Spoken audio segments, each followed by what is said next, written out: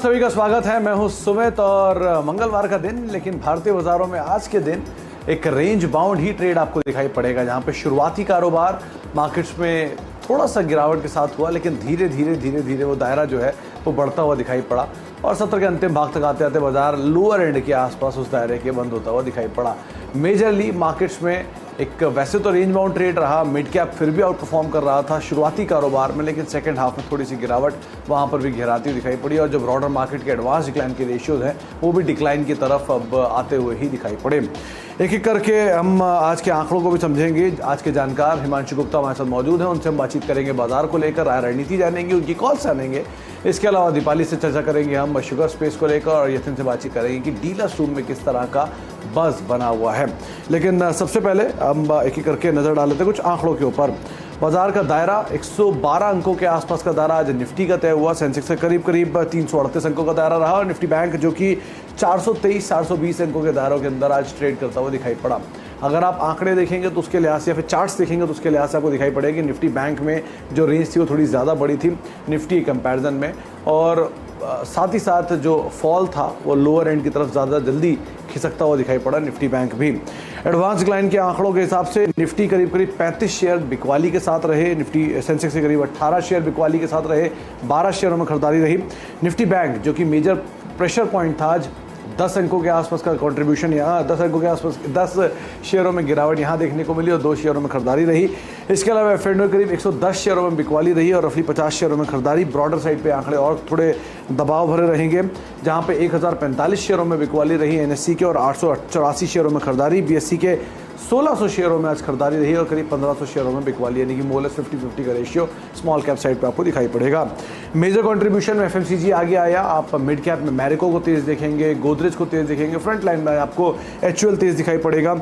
इसके अलावा Asian paint में खरीदारी थी। एचडीएफसी लिमिटेड करीब कंट्रीब्यूशन दे रहा 3 अंकों का। पावर ग्रिड सिप्ला जहां पे पॉजिटिव साइड से कंट्रीब्यूशन था। नेगेटिवली आपको बैंक्स दिखाई पड़ेंगे तमाम, ICICI bank, Kotak Mahindra bank, HDFC bank, Axis bank, इन सबको अगर आप मिला लेंगे तो करीब 40 से 45 अंकों का कंट्रीब्यूशन सिर्फ यहीं से आया और साथ साथ इन्फोसिस करीब 8 से 9 अंकों का कंट्रीब्यूशन नेगेटिव साइड पर दे रहा था।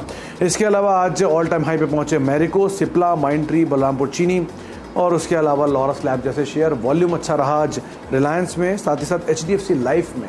एचडीएफसी लाइफ में वॉल्यूम की वजह भी है कि ब्लॉक डील है और उसका एक इम्पैक्ट है। हालांकि ये एनएससी का सिर्फ वॉल्यूम है, अगर आप बीएससी को मिलाकर देखेंगे तो वॉल्यूम का आंकड़ा कहीं ज़्यादा होगा। कोटक महिंद्रा बैंक, एसबीआई, इन्फोसिस जैसे नाम जहां पर थिन वॉल्यूम के साथ आज प्रेशर बनता हुआ दिखाई पड़ा। चलिए अब हिमांशु से बात करने का समय हो गया। हिमांशु नमस्कार, स्वागत है आपका कार्यक्रम में। सबसे पहले तो निफ्टी बैंक को लेकर आपकी राय, आपकी रणनीति क्या होगी, क्या करना चाहिए मार्केट्स में, स्पेशली तब जबकि एक सीमित दायरे में ही कामकाज है। हम एक नए जो जुलाई मंथ में पहुंच चुके हैं ऑलमोस्ट, और ऑटो सेल्स के नंबर सामने खड़े हैं। इन सब ट्रिगर्स के बीच में मार्केट में आपकी राय रणनीति क्या होनी चाहिए? हेलो दोस्तों, अगर आप अपना पैसा शेयर मार्केट में इन्वेस्ट करके लाखों रुपए कमाना चाहते हैं तो आज ही आप स्टॉक के साथ जुड़कर अपना डीमैट अकाउंट आप बिल्कुल फ्री में ओपन कर सकते हैं, जहां पर आपका ब्रोकरेज चार्जेस बिल्कुल ना के बराबर लगता है। ब्रोकरेज लगता है तो सिर्फ इंट्राडे ट्रेड में, वह भी सिर्फ 20 रुपए। तो आज ही आप स्टॉक के साथ में जुड़ सकते हैं, लिंक डिस्क्रिप्शन में है, क्लिक करें और अकाउंट ओपन करें। जी सुमित जी, शुक्रिया, गुड इवनिंग। देखिए, मुझे लगता है कि आज फिर से एक वैसा दिन था जिस दिन बाजार में एक कंसोलिडेशन जो थी वो एक्सटेंड करती हुई नजर आई। जो बाजार में आज जो गिरावट, जो थोड़ी बहुत गिरावट यहाँ पर कल की क्लोजिंग से आते हुए देखने को मिली, मुझे लगता है कि उसका बड़ा कारण था खरीदारी का मिसिंग होना, ना कि ज्यादा कोई सेलिंग का दबाव देखना। मेरा ऐसा मानना है कि यहाँ पर बाजारों में कोई बड़ी खरीदारी के ना होने के चलते यहाँ पर बाजारों में आज के सेशन में कंसोलिडेशन होते हुए नजर आया। और जिन लेवल्स पे यहाँ पर दोनों ही इंडाइसेस बंद हुए हैं, मुझे लगता है वो काफी क्रूशियल लेवल्स हैं और कल का सेशन मुझे लगता है कि ज्यादा इंपॉर्टेंस रखेगा, क्योंकि मुझे लगता है कल तक ये शायद बात क्लियर हो पाए कि इन लेवल्स पर खरीदारी लौटते हुए नजर आती है या बाजार जो इमीडिएट सपोर्ट जोन है उसके नीचे फिसलता है। तो जहां तक लेवल्स की बात की जाए तो मुझे लगता है निफ्टी में 15,670-680 काफी स्ट्रॉन्ग सपोर्ट जोन है, और जब तक बाजार इनके नीचे नहीं बंद होता तो मुझे लगता है कि यहाँ पर अभी भी खरीदारी के मौके ढूंढे जा सकते हैं। तो कल के लिए 15,680 मेरे लिए खरीदारी की जोन होगी। अपसाइड में 15,750, 15,780 का मैं टारगेट देखकर चलूंगा और 15,620 का यहाँ पर मैं निफ्टी के लिए स्टॉप लॉस लगाकर चलूंगा। निफ्टी बैंक में हालांकि हमने देखा कि यार थोड़ी वीकनेस ज्यादा बढ़ती हुई नजर आई, लेकिन जो क्लोजिंग है वो यहाँ पर भी 35,000 के साइकोलॉजिकल लेवल के बिल्कुल पास होती हुई नजर आई है। और यहाँ भी मेरा ऐसा मानना है कि 35,800 माफ कीजिएगा 34,800 34,850 एक अच्छा लेवल है, जहां पर फिर से एक बार रिस्क रिवॉर्ड को देखते हुए खरीदारी की पोजीशन बनाई जा सकती है। इंपॉर्टेंट रहेगा 34,600 650 का लेवल। 34,600 650 के नीचे अगर निफ्टी बैंक फिसलता है, तभी मेरा ऐसा मानना है कि जो तेजी जो हम एक्सपेक्ट कर रहे हैं निफ्टी बैंक में, वो जो है यहाँ पर सबसाइड होती हुई नजर आएगी। Until and unless that happens, मुझे लगता है कि यहाँ पर अभी भी स्कोप है निफ्टी बैंक में एक रिबाउंड देखने को मिले और 35,200 35,250 तक के टारगेट्स कल के सेशन में आते हुए देखने को मिले। तो निफ्टी के लिए वैसे भी आज 15,700 की पुट्स में काफ़ी ज़्यादा राइटिंग थी और निफ्टी बैंक के लिए करीब 35,000 की पुट्स में सबसे ज़्यादा राइटिंग थी। तो उससे थोड़ा सा नीचे का एक स्टॉप लॉस लेकर आप खरीदारी कर सकते हैं, नहीं उन लेवल्स पे खरीदारी करें जहां पर 15,680 के आसपास के लेवल होंगे। और निफ्टी बैंक के लिए आप 34,880 के लेवल्स पे खरीदारी कर सकते हैं और दोनों में ही पुल बैक प्ले करना है तो 15,750 780 और करीब करीब 35,200 के टारगेट्स के लिए आप खरीदारी कर सकते हैं। अच्छा हिमांशु, तेज़ी कहाँ देख रहे हैं आप, कहाँ खरीदारी करनी चाहिए आप? देखिए सिलेक्ट पॉकेट्स में मुझे लगता है सुमित जी यहाँ पर आज भी खरीदारी लौटते हुए देखने को मिली। इनफैक्ट कुछ cash segment mid cap IT stocks में एक अच्छी बाइंग थी। लेकिन कल के लिए मैं दो F&O स्टॉक्स को अगर मुझे चुनना हो तो एक मेरा टॉपिक रहेगा कल के लिए IGL। हमने देखा कि नंबर्स के बाद लगातार यहाँ पर दूसरे दिन अच्छी खरीदारी देखने को मिली और जिस हिसाब से स्टॉक 550 रुपए के आसपास, जो कि इसका एक इंपॉर्टेंट रेजिस्टेंस जोन था, उसके आसपास क्लोज होता हुआ नजर आया है। मुझे लगता है कि यहाँ पर अपसाइड बढ़ते हुए नजर आ सकती है। तो 545 548 के जोन में यहाँ पर IGL में खरीदारी करके चलें 540 के स्टॉप लॉस के साथ। अपसाइड में मुझे ऐसा लगता है कि 565 570 तक के टारगेट्स IGL में कल के सेशन में देखने को मिल सकते हैं। दूसरा पिक फार्मा से रहेगा। जब कभी बाजार में थोड़ी सी अनसर्टेनिटी हमने देखा कि पास में भी आती हुई नजर आई, तो फार्मा स्टॉक्स में खरीदारी लौटते हुए देखने को मिली है। आज के सेशन में भी फार्मा स्टॉक्स में एक अच्छी बाइंग देखने को मिली और मुझे लगता है कि यहाँ पर लीडर जो एक फार्मा स्टॉक है डिविस लैब, उसके साथ मैं यहाँ पर जाना चाहूंगा। 4340 4330 की जोन में यहाँ पर खरीदारी की सलाह रहेगी 4300 के आसपास के स्टॉप लॉस के साथ। और मुझे लगता है यहाँ पर 4420 4450 तक के टारगेट्स डिविस लैब में आते हुए देखने को मिल सकते हैं। तो 570 IGL के लिए जहां पर आप खरीदारी करें और डिविस लैब में आप 4420 4430 के टारगेट्स आप देख सकते हैं। 4310 का एक स्टॉप लॉस यहां पर मेंटेन करके चल सकते हैं। अच्छा हिमांशु, आपने फार्मास्यूटिकल का ही नाम उठाया तो यहीं से शुरुआत करते हैं।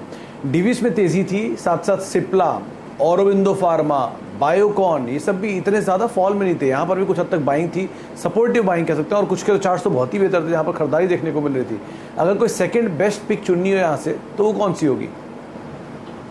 देखिए मुझे लगता है सिप्ला पर यहाँ पर खरीदारी का मन बनाया जा सकता है। आखिरी मिनटों में या आखिरी घंटे में यहाँ पर जिस तरह की खरीदारी देखने को मिली और स्टॉक ऑल टाइम हाइज के पास बंद हुआ है, मुझे लगता है कि यहाँ पर स्टॉक में 1000 के ऊपर के लेवल्स यहाँ पर आते हुए देखने को मिल सकते हैं। तो सिप्ला मुझे लगता है कि यहाँ पर 967 968 के स्टॉप लॉस के साथ खरीदारी करके चलें। 1010 1025 तक के टारगेट सिप्ला में आते हुए देखने को मिल सकते हैं। स्ट्रॉन्ग यहाँ पर लॉन्ग OI बिल्टअप होते हुए हमने आज देखा। और दूसरा स्टॉक बायोकॉन, यहाँ पर हमने देखा कि कल के सेशन में भी एक अच्छी खरीदारी देखने को मिली थी। आज भी लोअर लेवल से एक बार अच्छा रिबाउंड मिला। तो रिस्क रिवॉर्ड के चलते मुझे लगता है बायोकॉन में भी यहाँ पर खरीदारी करके चलें। 402 404 इस जोन में मुझे लगता है कि रिस्क रिवॉर्ड थोड़ा फेवरेबल है। 400 के नीचे के स्टॉप लॉस के साथ 412 और 420 रुपए तक के टारगेट्स बायोकॉन में भी आते हुए देखने को मिल सकते हैं। अच्छा हिमांशु, आज FMCG में काफ़ी ज़्यादा मूव था। शुरुआत अगर लार्ज कैप की बात करें तो HUL लीड कर रहा था। मिड कैप में मैरिको आज जोरदार तेज़ी में था। गोदरेज कंज्यूमर में आज खरीदारी थी। यहाँ क्या करना चाहिए, कोई नाम है स्पेसिफिक जहाँ पर बाय की जा सकते हैं अभी पोजीशंस? देखिए मैरिको मुझे लगता है कि जिस हिसाब से यहाँ पर लगातार ऑल टाइम हाइज बनाते हुए आ रहा है, यहाँ पर मैरिको एक प्रेफर्ड पिक रहेगी। हालांकि 540 550 पर अच्छी आज कॉल राइटिंग भी होते हुए नजर आई है, लेकिन स्टिल मेरा ऐसा मानना है कि 530 532 के लेवल्स पर यहाँ पर खरीदारी करके चला जा सकता है। शॉर्ट टर्म के लिहाज से 524 के स्टॉप लॉस लगाया जा सकता है और अपसाइड में 550 560 तक के टारगेट्स मैरिको में आते हुए देखने को मिल सकते हैं। साथ ही साथ हिंद यूनिलीवर भी मुझे लगता है कि यहाँ पर शॉर्ट टर्म में कंसोलिडेशन के बाद एक अपसाइड के लिए तैयार है। तो यहाँ पर भी मुझे लगता है 2460 2480 इस जोन में खरीदारी करके चलें। 2520 2540 तक के टारगेट्स HUL में बहुत शॉर्ट टर्म 1 से 2 दिनों के लिए देखने को मिल सकते हैं। 2520 के ऊपर अगर HUL में क्लोजिंग होते हुए नजर आए तो फिर मुझे लगता है कि यहाँ पर और ऊपर के लेवल्स देखने को मिलेंगे और एक अच्छा मोमेंटम फर्दर बनता हुआ देखने को मिल सकता है। ओके अच्छा, खास मूव जो था वो आज था शुगर स्पेस पर। अदर इसी में ही नहीं, लगातार पूरा महीना ही शुगर स्पेस के लिए बड़ा बजिंग बनकर सामने आया है। एक बारी पहले दीपाली से कुछ आंकड़े समझ लेते हैं, उसके बाद हिमांशु आपसे फिर से एक बारी हम शुगर के ऊपर बातचीत करेंगे। दीपाली, शुगर स्पेस जोरदार तेजी में, क्या रीड किया आपने यहाँ पर? इनफैक्ट ज्यादातर शुगर स्टॉक्स 52 वीक हाइस पर नजर आ रहे हैं, लेकिन सही बात यह है कि ये सिर्फ 52 वीक हाइस पर ही नहीं है बल्कि मल्टी ईयर हाइस पर ट्रेड हो रहे हैं। पिछले एक महीने की परफॉर्मेंस देखिए, 80% तक रिटर्न्स इन स्टॉक्स की ओर से आए हैं। इस साल की शुरुआत से लेकर अब तक देखेंगे तो 150% या फिर उससे ज्यादा के रिटर्न्स बने हैं। हालांकि सिर्फ 6 महीने ही नहीं, पिछले 1 से 1.5 साल के रिटर्न्स भी काफी स्ट्रांग रहे हैं। जो तेजी बनी है उसके पीछे कई सारे ट्रिगर्स रहे हैं, फेवरेबल गवर्नमेंट पॉलिसीज रही हैं, लेकिन जो सबसे बड़ा ट्रिगर रहा है वो रहा है एथेनॉल ब्लेंडिंग का। सरकार की ओर से ये अनाउंसमेंट कि 2025 तक एथेनॉल ब्लेंडिंग मैंडेट वो करेंगे 8% से बढ़ाकर 20%। इसने फ्यूल किया है इस तेजी को, क्योंकि ज्यादातर कंपनीज अब ये मान के चल रही हैं कि जो स्ट्रॉन्ग डिमांड इमर्ज होगी उसको वो टैप करेंगे, और इसीलिए ज्यादातर कंपनीज अपनी कैपेसिटी एक्सपैंड कर रही हैं या फिर एथेनॉल प्लांट सेटअप कर रही हैं। हाल ही में रेणुका शुगर्स की ओर से ये अनाउंसमेंट हमने आते हुए देखी थी कि उनके बोर्ड ने अप्रूवल दिया है अपने कैपेसिटी एक्सपेंशन को। इंपॉर्टेंट ये है कि इंडस्ट्री हो, ब्रोकरेज हाउसेज हो या फिर मार्केट पार्टिसिपेंट्स हो, वो ये मान के चल रहे हैं कि एथेनॉल ब्लेंडिंग सिर्फ 20% तक ही लिमिट नहीं होगी। फ्यूचर में ये 20% से भी ज्यादा बढ़ सकती है और इंडिया ब्राजील को फॉलो कर सकता है, जहां पर ये नंबर 48% पर स्टैंड कर सकता है। तो एथेनॉल ब्लेंडिंग स्टोरी यानी एथेनॉल प्रोग्राम एक गेम चेंजर हो सकता है इस पूरी इंडस्ट्री के लिए, और यही हमने इनके प्राइसेस में रिफ्लेक्ट होते हुए देखा भी है। आईसीआईसीआई डायरेक्ट की एक रिपोर्ट आई थी, उसके भी कुछ इंपॉर्टेंट पॉइंट्स आपको बता देते हैं। उनका मानना यही है कि शुगर कंपनीज लगातार अपने ग्रेन बेस्ड एथेनॉल कैपेसिटीज को एक्सपैंड कर रही हैं। गवर्नमेंट स्टिफ मेजर्स ले रही है ऑटो ओईएम्स के लिए कि वो कंप्लाई करे इस ब्लेंडिंग रिक्वायरमेंट के लिए, और डोमेस्टिक ही नहीं, ग्लोबल फैक्टर्स भी अगर आप देखेंगे तो वो भी इस सेक्टर के सपोर्ट में है, क्योंकि tight global demand supply situation है और फेवरेबल गवर्नमेंट पॉलिसीज है।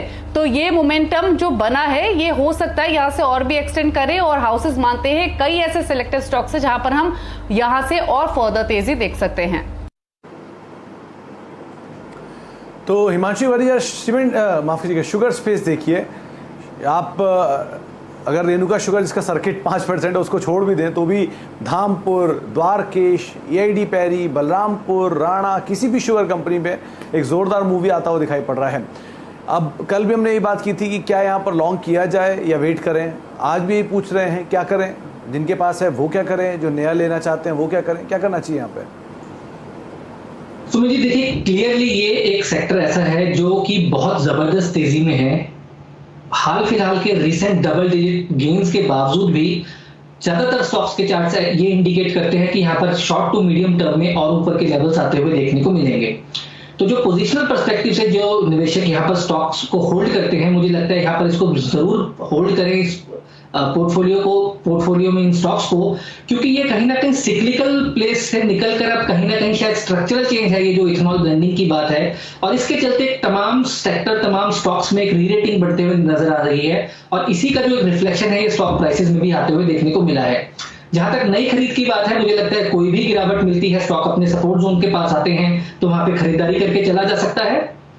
कुछ प्रेफर्ड पिक्स जो इस स्पेस से जो मुझे पसंद है, धामपुर शुगर, एआईडी पैरी, द्वारकेश और ऑफ कोर्स रेणुका अगर सर्किट्स खुलते हैं या रिवाइज होते हैं, ये मेरे कुछ टॉपिक्स रहेंगे इस सेक्टर में। All in all outlook positive है, मीडियम टर्म लॉन्ग टर्म के पर्सपेक्टिव से यहाँ पर गिरावट पर खरीदारी की सलाह रहेगी।